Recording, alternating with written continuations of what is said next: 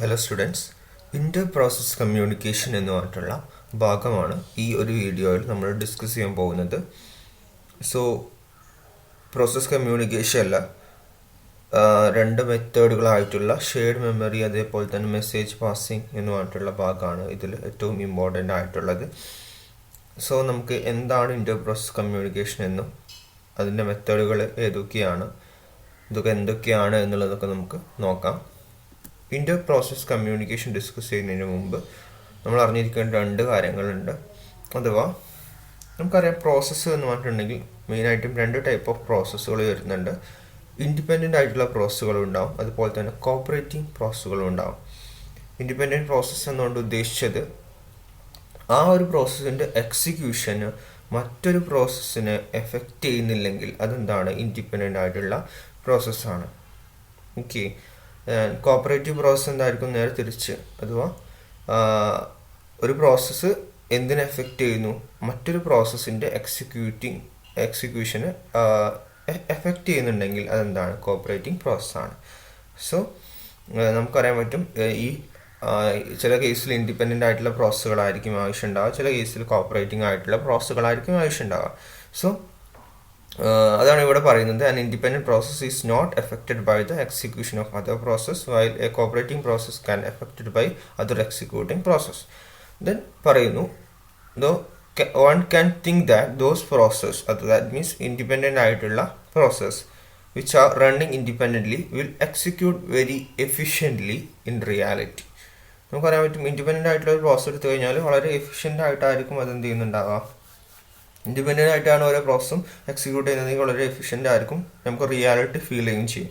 പക്ഷേ ചില കേസിൽ നമുക്ക് എന്ത് ചെയ്യും, cooperating, there are many situation when cooperating nature can utilise it for increasing computational speed, convenience and modularity. പക്ഷേ ചില കേസിൽ നമ്മൾ കോപ്പറേറ്റീവ് പ്രോസസ്സുകൾക്കും അതിൻ്റെതായിട്ടുള്ള അഡ്വാൻറ്റേജുകളുണ്ട്, അത് യൂസ് ചെയ്യുന്ന കേസൊക്കെ വരും. കാരണം എന്താണ്, കമ്പ്യൂട്ടേഷണൽ സ്പീഡപ്പിന് വേണ്ടിയിട്ട്, അഥവാ ഇൻക്രീസ് ചെയ്യാൻ വേണ്ടി, കമ്പ്യൂട്ടേഷണൽ സ്പീഡ് ഇൻക്രീസ് ചെയ്യാൻ വേണ്ടിയിട്ട്, അതുപോലെ തന്നെ കൺവീനിയൻസ്, മോർ കൺവീനിയൻറ്റ് അല്ലെങ്കിൽ മോഡുലാരിറ്റിക്കൊക്കെ വേണ്ടിയിട്ട് നമ്മൾ ഇത് കോപ്പറേറ്റീവ് പ്രോസസ്സുകളാണ് കൂടുതലും ഉപയോഗിക്കുക. ഓക്കെ.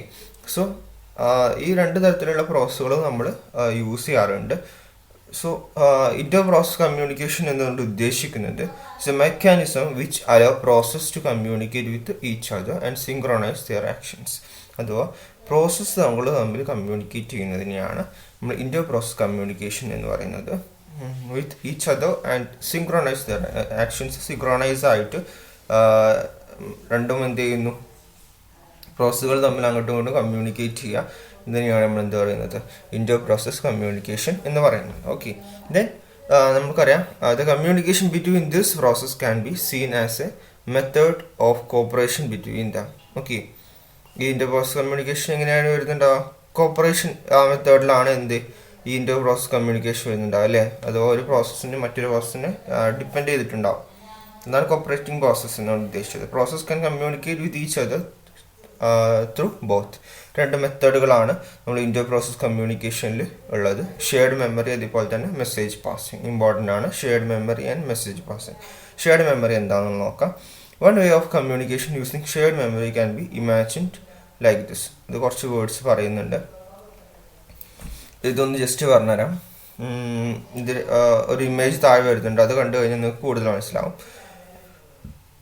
ഷെയർഡ് മെമ്മറി കൺസെപ്റ്റ് എന്ന് പറഞ്ഞാൽ ഇവിടെ suppose process 1 and process 2 are executing simultaneously and they share some resources or use some information from another resources. അഥവാ രണ്ട് പ്രോസസ്സുകൾ ഉണ്ടെന്ന് ഇമാജിൻ ചെയ്യുക. പ്രോസസ് 1ഉം പ്രോസസ് 2 ഉണ്ട്. ഇത് രണ്ടും എന്താണ്, സിമൾട്ടേനിയസ്ലി ഒരേ സമയത്ത് തന്നെ എന്ത് ചെയ്യുന്നു, സിമൾട്ടേനിയസ് ആയിട്ടാണ് എന്ത് ചെയ്യുന്നത്, എക്സിക്യൂട്ട് ചെയ്യുന്നത്. അത് എന്ത് ചെയ്യുന്നുണ്ട്, റിസോഴ്സുകൾ, അവരുടെ കയ്യിലുള്ള റിസോഴ്സുകൾ ഷെയർ ചെയ്യുന്നുണ്ട്. ഒരു പ്രോസസ്സ് ഇപ്പോൾ P1 എന്ന് പറഞ്ഞിട്ടുള്ള പ്രോസസ്സ് P2 പറഞ്ഞിട്ടുള്ള പ്രോസസ്സിന് അതിൻ്റെ റിസോഴ്സ് ഷെയർ ചെയ്യുന്നുണ്ട്. അതേപോലെ തന്നെ ഒരു പ്രോസസ്സ് ഷെയർ ചെയ്ത ഇൻഫർമേഷൻ എന്ത് ചെയ്യുന്നുണ്ട്, മറ്റൊരു പ്രോസസ്സ് യൂസ് ചെയ്യുന്നുണ്ട് എന്നുള്ളതാണ് ഇവിടെ പറഞ്ഞിട്ടുള്ളത്. Then process 1 generate information about certain computation or resources being used and keeps it as a record in shared memory. അതുപോലെ പ്രോസസ് 1 ജനറേറ്റ് ചെയ്ത്, ഇപ്പോൾ ഒരു പ്രോസസ്സ് ജനറേറ്റ് ചെയ്തിട്ടുള്ള ഇൻഫർമേഷൻസ് അല്ലെങ്കിൽ എന്ത് ചെയ്യുന്നു, അത് ഷെയർ ചെയ്യുന്ന റിസോഴ്സുകൾ നമ്മൾ എവിടെയാണ് കീപ്പ് ചെയ്യുക, ഷെയർഡ് മെമ്മറി പറഞ്ഞിട്ടുള്ള ഒരു ഏരിയ ഉണ്ട്. ഷെയർഡ് മെമ്മറിയിൽ റെക്കോർഡായിട്ട് എന്ത് ചെയ്യും, അത് കീപ്പ് ചെയ്യും.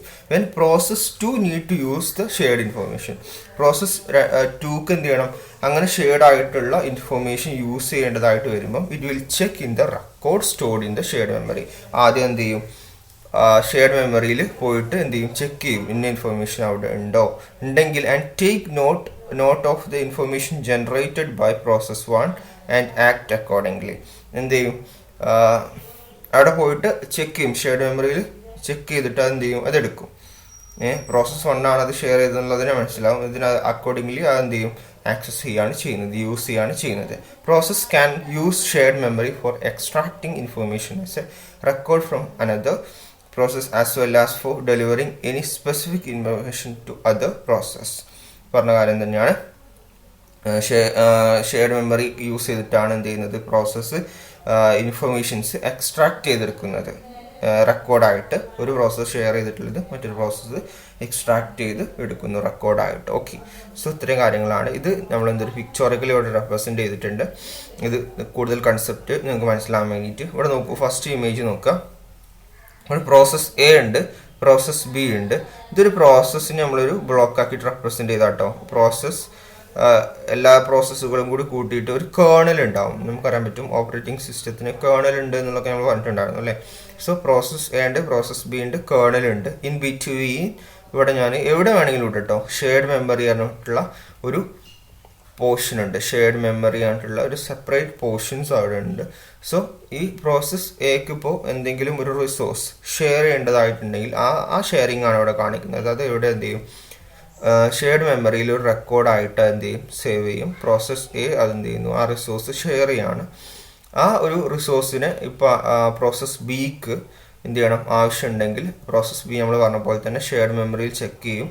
ആ ഇൻഫർമേഷൻ പ്രോസസ് എ ഷെയർ ചെയ്തിട്ടുണ്ടോ, ഉണ്ടെങ്കിൽ അതെന്ത് ചെയ്യും, ആക്സസ് ചെയ്യുന്നതാണ് ഇവിടെ 2 എന്നുള്ളത് കാണിച്ചിട്ടുള്ളത്. Okay, so process A share ചെയ്യുന്ന റിസോഴ്സോ അല്ലെങ്കിൽ ഇൻഫർമേഷൻസോ പ്രോസസ് ബി ഇവിടെ എന്ത് ചെയ്യുന്നു, ആക്സസ് ചെയ്യുന്നതാണ് ഈ ഒരു ഇമേജിൽ കാണിച്ചിട്ടുള്ളത്. ഇത് എന്താണ്, ഒരു ഷെയർഡ് മെമ്മറി ആയിട്ടുള്ള ഒരു സ്പെസിഫിക് പോർഷന് അവിടെ ഉണ്ട് എന്നുള്ളതാണ് കേട്ടോ. സോ ഈ ഒരു ഇമേജ് അതാണ് പറയുന്നത് ഷെയർഡ് മെമ്മറി കൺസെപ്റ്റിൻ്റെ. അതേപോലെ തന്നെ ഇവിടെ നോക്കുന്ന സമയത്ത് ഇവിടെ ഒരു സ്പെസിഫിക് ഏരിയ ഇല്ല, ഷെയർഡ് മെമ്മറി ആയിട്ടുള്ള ഒരു പർട്ടിക്കുലർ ഏരിയ ഇല്ല, ഒരു പ്രത്യേകം പോർഷൻ ഇല്ല. പകരം എന്ത് ചെയ്യുന്നു, ഓരോ പ്രോസസ്സിലും അതുപോലെ തന്നെ കേർണലിലും എല്ലാം എന്ത് ചെയ്യുന്നു, ഒരു മെമ്മറി പോർഷൻ ഇവിടെ ഉണ്ട്, മെമ്മറി പോർഷൻ ഉണ്ട് ഉണ്ടോ. എം എന്ന് പറഞ്ഞിട്ടുള്ള ഓരോ പ്രോസസ്സിലും എം എന്ന് പറഞ്ഞിട്ടുള്ള ഒരു ഇതുണ്ട്. കേർണലിലും ഉണ്ട് അതുപോലെ തന്നെ. കേർണൽ മീൻസ് അതിൻ്റെ കോ പാർട്ട്, അതിലും ഉണ്ട് എന്ത്, ഒരു എം എന്ന് പറഞ്ഞിട്ടുള്ള പോർഷൻ. ദെൻ എന്ത് ചെയ്യുന്നു, ഏതെങ്കിലും ഒരു പ്രോസസ്സിന് സം ഇൻഫോർമേഷൻ അല്ലെങ്കിൽ റിസോഴ്സുകൾ ഷെയർ ചെയ്യണമെന്നുണ്ടെങ്കിൽ അതെന്ത് ചെയ്യും, ഈ ഒരു ഭാഗത്ത് ഈ ഒരു എം എന്നുള്ള ഏരിയയിലായിരിക്കും അത് പ്ലേസ് ചെയ്യുന്നത്. ദെൻ അതെന്ത് ചെയ്യും, ദെൻ അത് പ്രോസസ് ബി എന്ത് ചെയ്യും, അതേപോലെ തന്നെ പ്രോസസ് ബിക്ക് എന്തെങ്കിലും ഷെയർ ചെയ്യണമെന്നുണ്ടെങ്കിൽ ഇൻഫോർമേഷൻസ് എന്ത് ചെയ്യും, അത് ഈ ഒരു ഏരിയയിലായിരിക്കും ഉണ്ടാവുക. ദെൻ ഈ ഇപ്പോൾ ഒരു പ്രോസസ് എന്ത് ചെയ്യുന്നു, ഇവിടെയുള്ള ഒരു ഈ ഷെയർഡ് ഏരിയയിലുള്ള ഈ ഒരു എം എന്ന് പറഞ്ഞിട്ടുള്ള പോർഷനിലുള്ള കാര്യങ്ങൾ കേർണൽ എന്ന് പറഞ്ഞിട്ടുള്ള ഇപ്പോൾ ഒരു ഭാഗത്ത് കേർണലിൻ്റെ ഈ മെമ്മറി പോർഷനിലോട്ടായിരിക്കും ഏതൊരു പ്രോസസ്സിലും ഷെയർ ചെയ്യുന്ന കാര്യങ്ങൾ കീപ്പ് ചെയ്യുന്നുണ്ടാവുക. ഷെയർ ചെയ്യും ആർക്ക്, ഇവിടെ കേർണലിലുള്ള കേർണലിലുള്ള മെമ്മറി പോർഷൻ ഈ എം എന്ന് പറഞ്ഞിട്ടുള്ള പോർഷനിലോട്ടായിരിക്കും ഷെയർ ചെയ്യുന്നുണ്ടാവുക. സോ എന്ത് ചെയ്യും, ഏതെങ്കിലും ഒരു പ്രോസസ്സിന് എന്തെങ്കിലും ഒരു റിസോഴ്സ് അല്ലെങ്കിൽ ഒരു ഇൻഫോർമേഷൻ വേണമെന്നുണ്ടെങ്കിൽ ആ ഒരു പ്രോസസ്സിന് എന്ത് ചെയ്യും, എവിടെ നിന്നായിരിക്കും ഷെയർ ചെയ്യുന്നുണ്ടാവുക, ഈ കേർണലിൻ്റെ പോർഷൻ നിന്നായിരിക്കും അത് ഷെയർ ചെയ്യുന്നുണ്ടാവുക. സോ ഇവിടെ കണ്ടില്ലേ, പ്രോസസ് എ എന്ത് ചെയ്യുന്നു, സം ഷെയറിങ് ഇൻഫോർമേഷൻസ് എന്ത് ചെയ്യുന്നു, ഷെയറിങ് റിസോഴ്സുകളെ എന്ത് ചെയ്യുന്നു, ഈ കേർണലിൻ്റെ പോർഷനിലോട്ട് വരുന്നു. കേർണലിൻ്റെ പോർഷൻ എന്ന് എന്ത് ചെയ്യുന്നു, പ്രോസസ് ബിയിലോട്ട് അതെന്ത് ചെയ്യുന്നു, ആ ഒരു റിസോഴ്സോ അല്ലെങ്കിൽ ഇൻഫോർമേഷനോ എന്ത് ചെയ്യുന്നു, ഷെയർ ചെയ്യപ്പെടുന്നു. സോ ഇതാണ് 2 ടൈപ്സിൽ വരുന്നത്. ഓക്കെ, ദെൻ നമ്മൾ മെസ്സേജ് പാസിംഗ് ആണ് നമുക്ക് നോക്കാനുള്ളത്. ഇൻ ദ മെസ്സേജ് പാസിംഗ് എന്ന് പറഞ്ഞിട്ടുള്ള മെത്തേഡിൽ process communication with each other without using any kind of shared memory. Shared memory concept ഒന്നും ഉപയോഗിക്കാതെയാണ് ഏതിൽ വരുന്നത്, മെസ്സേജ് പാസിങ്ങിൽ വരുന്നത്. ഷെയർഡ് മെമ്മറി ആയിട്ടുള്ളൊരു കൺസെപ്റ്റ് അവിടെ വരുന്നില്ല.